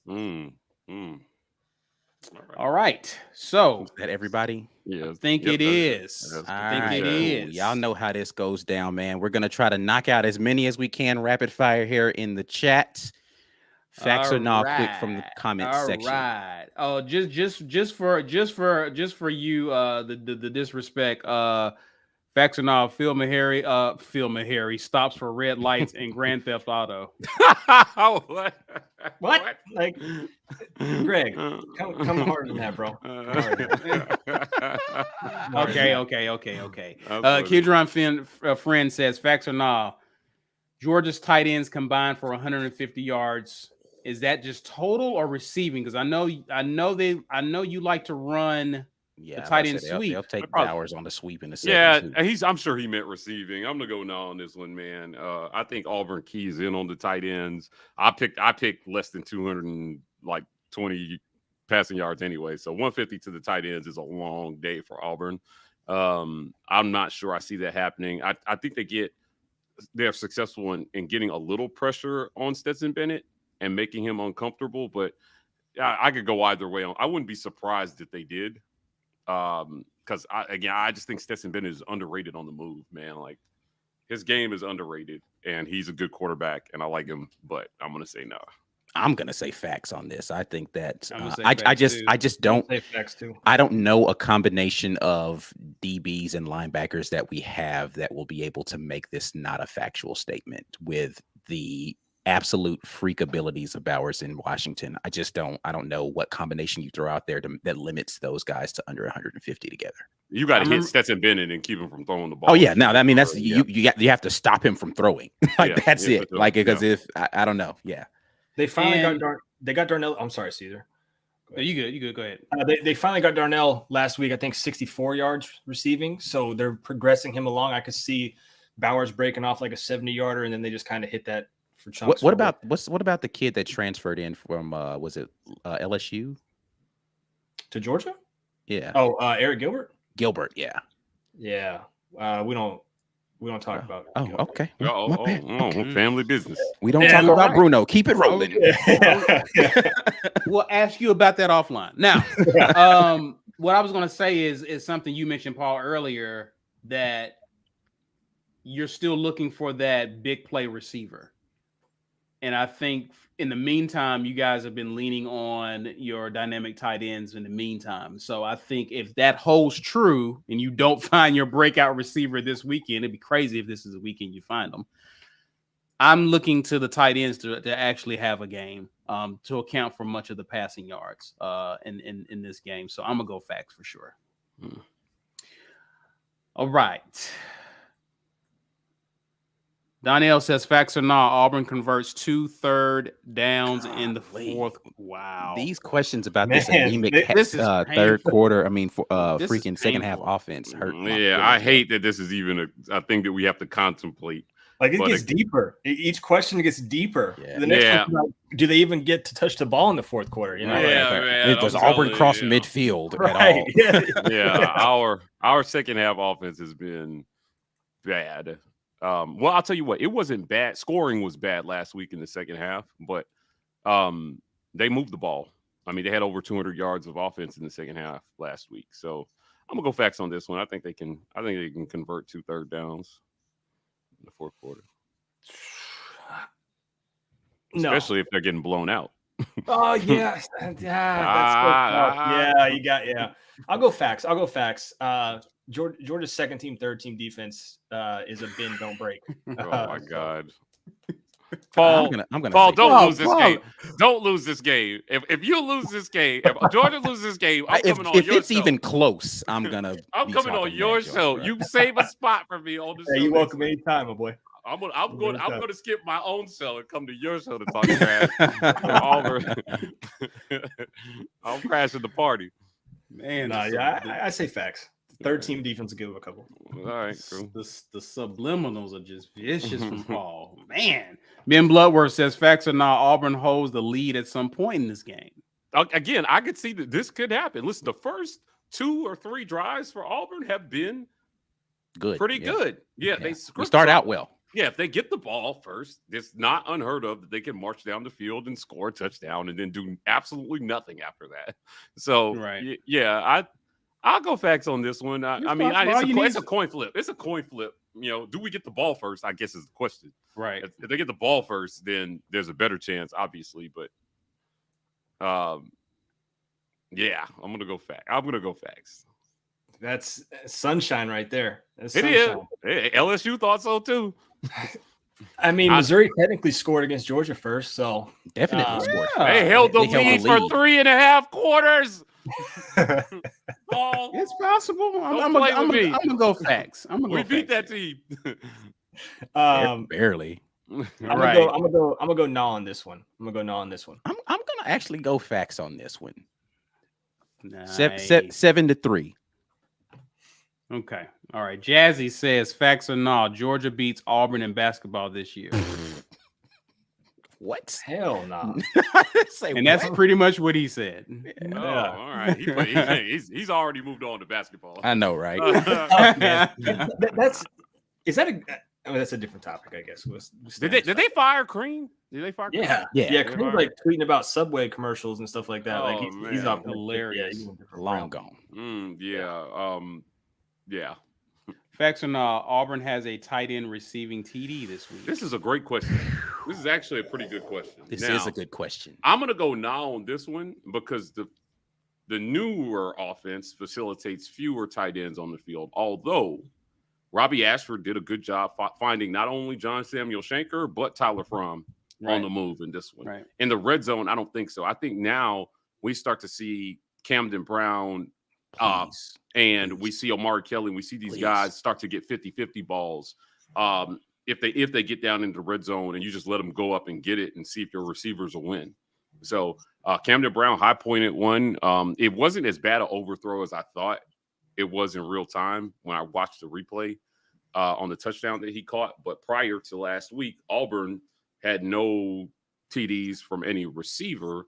Tight end, I'm not sure, man. Shanker's not having the best season. I had high hopes for him, but he's going to be the one on the field the most. I'm gonna go nah on this one. I think it all goes to the receivers this week. I'm gonna go nah here. All right. This is tough because I can actually see this. I'm gonna say facts. Tight end gets a touchdown this week. Okay. All right. Nah, nope. Paul, just anything concerning Auburn scoring points for Paul is nah. Or Look, first man, down. the over-under's 49.5, spreads 30, man. It's gonna be tough. This is what okay, now we see. You're betting your parlay. You're talking about what you put on your parlay. Huh?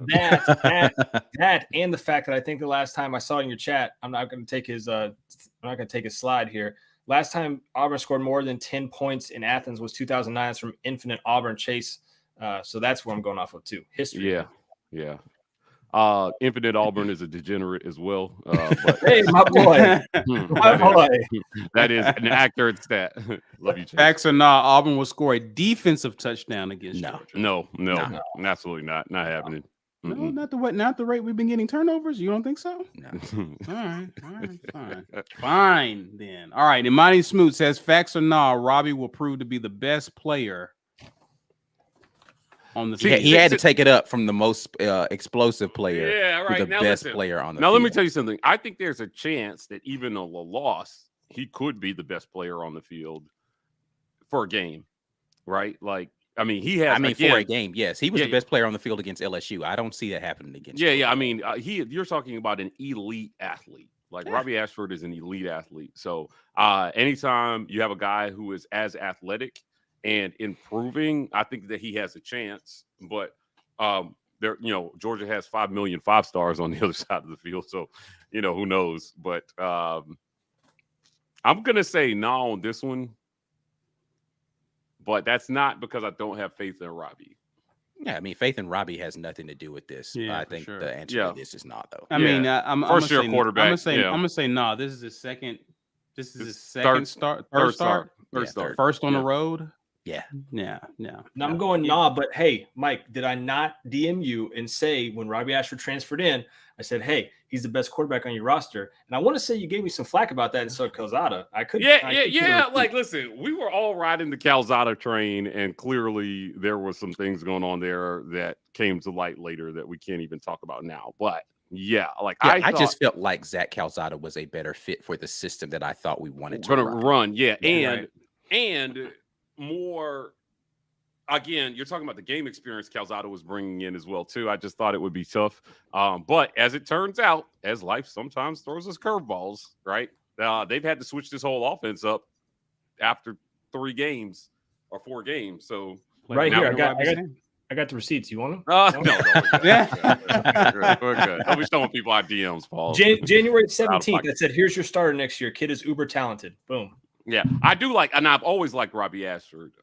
It's just, but my point about Robbie too was about the trends that this staff is showing as well too, and they seem to favor experience over talent. Right. And now that everybody's on the hot seat, now they're finally moving away from experience and getting into talent. Yeah, Paul, this has been a really big time pivot for this coaching staff. This is a huge pivot. Like all the 12 personnel they were running earlier in the season, they've abandoned it. Yeah. Almost completely. I think Harsin has to, right? Or he's going to get his job abandoned. I mean, it's it's just not working. You got to change it, or you're going to get left in the dust. It's one of the two. Right. Yeah. It looked good Saturday, comparatively speaking, to the first 3 games. Yeah. Or so like I don't know, man. I just think this is a huge. I was hoping for this after they got ass blasted versus Penn State. I don't even like that phrase on any. They just got mopped versus Penn State. That is crazy. And then they came out versus Missouri and did the same stuff. That blew my mind. I was just like, that beating versus Penn State wasn't enough to change course. Now, everyone, again, we just don't have in run blocking was always going to be the question. Were they going to improve enough in run blocking to be able to run the offense through Tank? We know now the answer is no. None of these running back. You're not running this offense. You're running this offense through your athletic quarterback and his arm, and then you're picking your spots in the run game to keep, you got to keep Georgia off balance. You're not going to beat Georgia running the ball straight at them. You're just not. Right. They're going to which is the same thing for Georgia. You're pretty much saying the same thing for Georgia. You're not going to beat them with your running backs. You're going to have to beat them with Stetson. Yeah, for sure. Which is not something that anybody thought was going to be the case this year, much like Auburn. But before we move on, because Ike knows what I'm about to say. We have a Georgia fan that watches our channel a lot. Yeah. And I made a statement on a show that I thought that for Georgia, not really to contend, but to repeat, they would need more from Stetson Bennett than they got last year. Right? He was like, Stetson doesn't have to play any better for Georgia to contend. And I was like, I don't know if that's true, because the defense could take a little bit of a step back from all world, like one of the best defenses we've ever seen, right? So like, I didn't think it was fair to put that on the defense again this year, but I thought it was more fair to say, hey, we need a little bit more from our quarterback. So far, the numbers have shown that Kirby feels the same way, right? Because he's throwing the ball a whole lot more than he did last year. Yeah, I mean, you go just to the stats in general, 69% completion percentage for Stetson, 1,500 yards through the air already. I mean, I don't think anybody would have predicted that through the first 5 games. Stetson's a good quarterback, and I think there's a lot of teams would love to have Stetson. It's just the simple fact that the way that he got to Georgia, the walk-on, leaving the Jones community, coming back, it's not that appealing, 5-star, or even like Robbie Ashford, the hometown kid comes back home, like he's a stud. Stetson's like you don't want to think of him in that way. And so that's why. But yeah, I mean, they're throwing the ball like crazy now, and you never thought it would happen that way. Yeah, I think the fact that they're relying on him as much is pretty remarkable. Yeah, for sure. Last one, guys. Erica Radney, appreciate you. Facts or not, Robbie has at least one rushing touchdown, QB keep touchdown against Georgia. I'm gonna go with this one. I think he does it with his arm. I don't think Georgia's gonna let him in running, personally. Yeah, I think they have a spy on him the entire 100%. game, and the rushing yards that Robbie gets, I personally hope we don't see very many designed quarterback keeps in this game. Facts. I want to see Robbie get the ball out of his hands, and if he runs, it's a result of like a broken play, and he just gets out of the pocket. Right. So I'm gonna go that he doesn't get a rushing touchdown on this one. no. Yeah. I don't think there's a setup. I'm gonna go unless you're talking about a QB sneak or some sort. But in that rate, I'm gonna go I think we talked about how we Robbie has been really good on the quarterback sneak. The quarterback sneak has been really good. That's something that I've noted that we've not been good at previously. Robbie's really good at quarterback under sneak. center, and then he just finds finds 2 it. yards on the Burrows. sneak. Yeah, He's like I don't know how many times I've seen a quarterback get 4 yards on a QB sneak, but Robbie found a way to do it. Like I don't know. He's just good at it, man. I think Georgia's given up one rushing touchdown all season, though. Just a heads up on that too. So all right, they're gonna give up another one today. This Saturday. I can't. I'm going facts here. I'm going facts. Y'all won me over. You're giving up the second one this Saturday, Paul. There you go. All right, little sunshine pumpy, but hey, Jazzy appreciate says this super chat is because Auburn fans care more about their content creators than Georgia does. Hey, listen, I'm all about this logic. I am. I'm all about it. We're out here trying to bring you guys content 6 days a week in this piece. I mean, I think the only day we don't put out content is actually, you know what? I think we put out content every day. I don't know that there is a day that we don't week. put out content anymore. Like if it's not a podcast, if it's not a website article, if it's not a YouTube video, something's coming out every single day. We working. Well, I never had somebody dropping me back like that. So congrats. Okay. Yeah. All right. Well, we appreciate you coming on board, man. That's Facts or Nah. And you guys make sure that you keep supporting Facts or Nah and support the Rogue Shop, man. And we're gonna continue to do what we does over here with the War Report, man. Yeah, you're gonna need lots of gummies for Saturday, I'm sure. Now, Paul, I don't know. I don't think I DM'd you this story, but like our guy Richard at the Rogue Shop sent me some gummies that I thought were straight CBD gummies. Yeah, they were not. Yeah, I ate 3 of them. It was a wild ride. Yeah, they've taken me on a trip or two. Over here too. Some good stuff at the Rogue Shop. So Code Rapport. How can people reach you, Paul? Hey man, go check me out on P. Mahary on Twitter. I don't tweet a ton. And then you can check us out on Georgia Football, UGAsports.com. And on YouTube, we do a post-game overreaction show every after the game. So I'm sure you guys will be in here hanging out with these guys. But if you want to, you're more than welcome to come over to the dark side a little bit after the game and talk some smack to me. I have no problem doing that. And we'll go with it, man. All right. Appreciate having you on. Appreciate having you on. Ike. Yep. Tell the people what they need to be doing. You need we got all this content immediately going right now and hitting the join button and getting on board so that we can do a lot of film watching on Monday after this game. I'm sure there will be plenty to talk about once this game is over with. $5.99 patron level gets you to that place. If you just want to come and chat with the guys on game day, I will actually be in Athens, so of course I won't be on the game day stuff. But if you want to chat with the guys on game day, you need to become a member to be a part of that live chat. Halftime and post game, we are going live to talk about what's going on with this squad.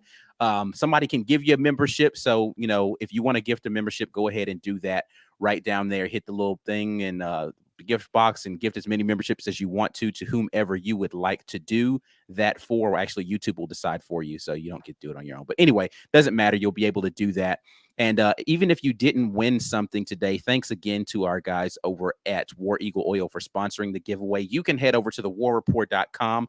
Again, we talked about articles and such that we're writing, and we are doing that on a frequent basis. But you can go to thewarreport.com and check that out, as well as purchase some merch from the War Report shop.